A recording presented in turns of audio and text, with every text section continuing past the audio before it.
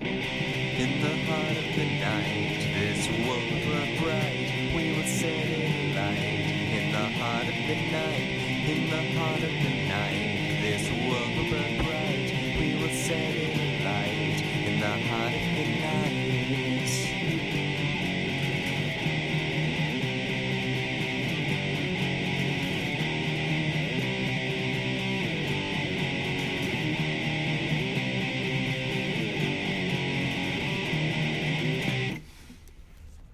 Hello everyone, I'm Anthropomantic Fiend, and I do horror-related things on the internet. Before I get into this review, I just want to thank everybody who participated in my live stream on Wednesday. Big thank you to Jason from Horrific Nightmares, Monster Deacon, Queenie Todd, Marty from the Trash Picture Show, and everybody who came and said hey to me in the chat and congratulated me. I cannot believe that I have gotten this far in just a year. If I could go back and tell my past self that I would have been doing that kind of live stream with those people and the supporters that I have right now, I would not have believed myself at all. A huge thank you to everybody who has supported my channel till now and continues to support me. I'm incredibly grateful to all of you. Also a huge thank you to everybody who has done my heavy horror tag so far. I will be linking the playlist for that below if you want to do that. If you're a metal fan and a horror fan, I would love it if you would take a look at that and maybe do my tag. If you do end up doing it,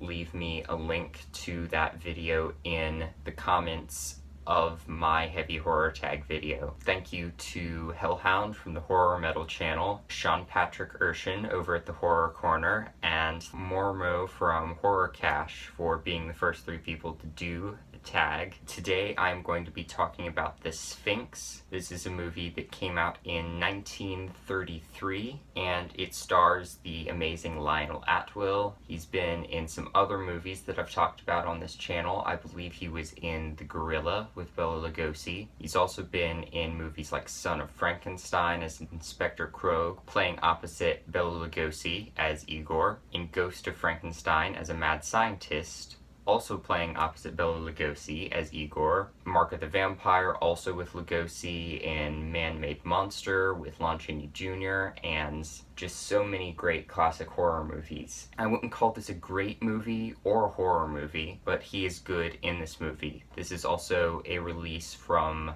Monogram. Monogram is best known, I would think, for the series of Mr. Wong mysteries that they put out in the 30s, starring Boris Karloff. And they definitely were sort of a poverty row releasing company. And the Mr. Wong mysteries, while they do have Boris Karloff, it is Boris Karloff playing an Asian detective with this makeup that is not really acceptable by modern standards at all. He's playing the part with as much dignity as he can. He's not doing any kind of a terrible accent or anything. He's just playing the detective as Karloff, but it's not good. It's just not good by modern standards, and it wasn't okay then either. Essentially, the plot of this movie is that there are a series of murders that are committed, and the people who were at the scene of the crime say that they saw this big businessman at the scene of the crime who talked to them, made some kind of passing remark to them, which would be strange because he is supposed to be a deaf mute. Reporters and detectives hear about this and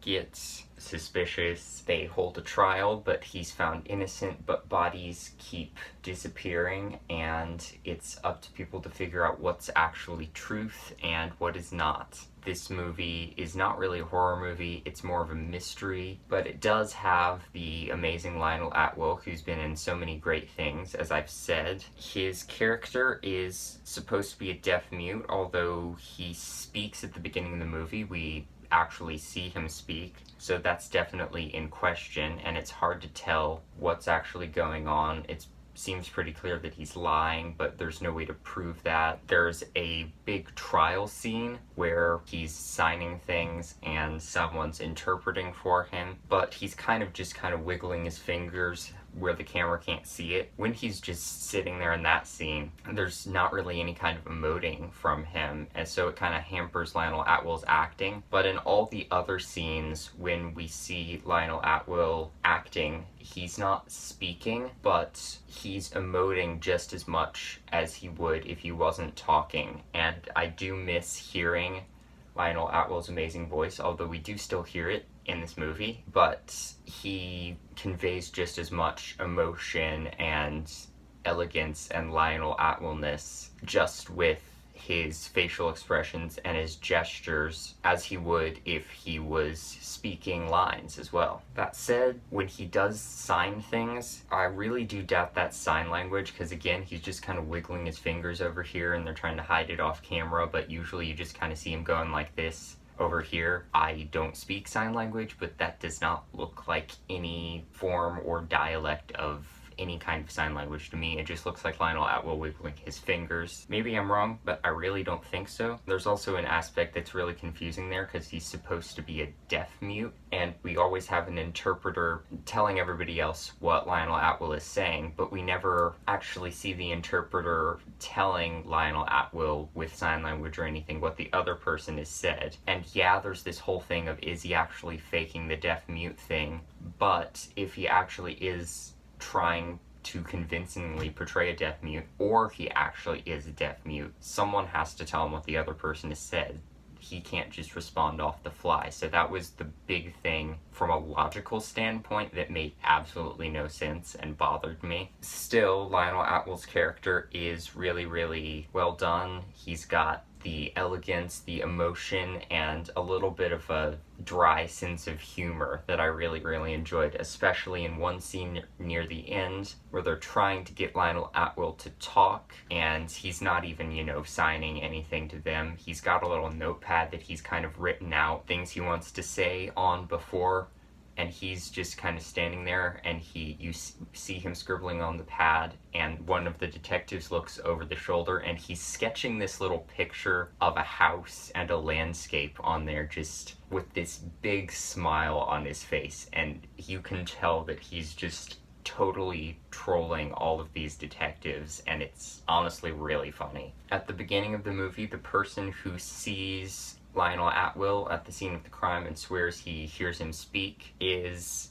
I think, supposed to be a janitor or just somebody who works on kind of one of the lower levels of this company, and he's a pretty important part of the plot, but he's this total caricature of someone who's Italian. He's a total, Italian stereotype. He's got the most overblown accent I've heard in my entire life. On the one hand, he has some kind of funny moments, some funny lines and delivery, but it's just so over the top with the Italian accent. I don't know whether to cringe or to laugh or to just, it bothers me, but he's actually pretty good at delivering really funny lines as well. So I don't know how to feel about that character at all. Then we've got our lead, who is this reporter, and his love interest, who is also a reporter, and both of them are reporting two different sides of the case of Lionel Atwill's character. The guy has sort of nicknamed him the Sphinx. I still don't know why or what that means, and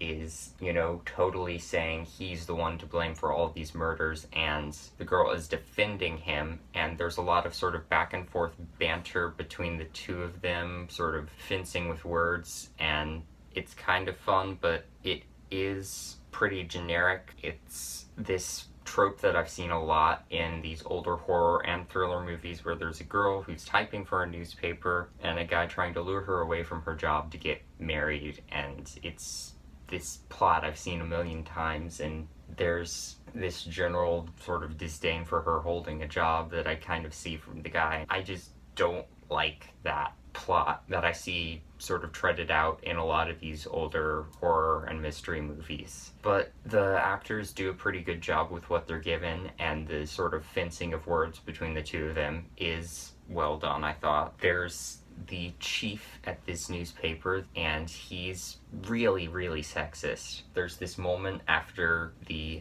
heroine of the story says something that rubs him especially the wrong way, and he just goes on this little rant about, I don't like dames, I never did, and I would, punish her and give her what he deserves if it was me. And it's just like, oh my god, that's wow. It's just not good at all. The print of the movie and the box set is not really a good one at all. Everything's really grainy, and the dialogue's really muffled, and the frames can be kind of jittery in places, and there's a lot of blurry images at times, but that's kind of par for the course with a lot of these, especially 30s and 40s, low-budget, Poverty Row kind of horror movies, so I didn't really care. The cinematography in this movie is mostly unremarkable, but there is a little bit of artistry there. There's a shot that I really enjoyed at the very beginning of the movie where someone screams for the police, and rather than showing a police car, you just hear sirens and this spinning wheel in the middle of the frame. I thought that was well done, and there's some sort of quick montages of newspaper headlines that were decent, but otherwise it's just kind of pointing the camera at the actors and letting stuff happen. It feels a lot like a filmed stage play, which is the case with a lot of these 30s movies. And the sets and costumes are really standard 30s fare. A lot of guys in suits, and I'm fine with that. Plot of this movie definitely feels more like a murder mystery than horror, as I said, which was a little bit of a letdown, because with a title like The Sphinx and Lionel Atwill, I got pretty excited because he's been in some amazing movies. Another one I forgot to mention is Mystery of the Wax Museum, which was the basis for House of Wax with Vincent Price and the subsequent remake of that movie. I was hoping for some actual supernatural Egyptian occult Sphinx type stuff, but it's just Atwill's nickname. There's a long trial scene and a lot of discussions, and it is not a horror movie at all. It's just Lionel Atwill and there's murder, and it's just a straight up murder mystery. A lot of this movie's plot is honestly kind of whatever, but it is, I think, a solid murder mystery in some ways. I feel like they kind of give away a little too much at the beginning, but at the very end there's a twist that took me completely by surprise, and I thought it was kind of cool and well done, but it's not the greatest thing I've ever seen either. And as I said regarding the love story, bleh, I don't care for that. I know it was kind of a trope and standard for a lot of movies from this period, but I just don't like it. And in regards to music, like a lot of 30s movies, this movie is absent of music except during the credits, and I don't really mind. The original Dracula and Frankenstein didn't have music except during the credits either, and those are amazing movies.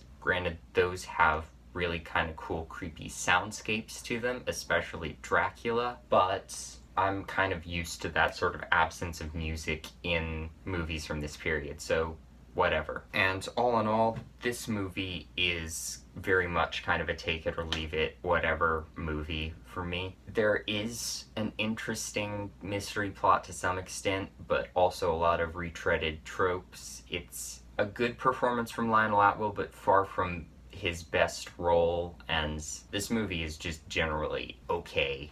If you want to watch it, go for it, but if you're expecting something especially cool and interesting, it's not that. That is my spoiler-free review of The Sphinx. Here are the spoilers.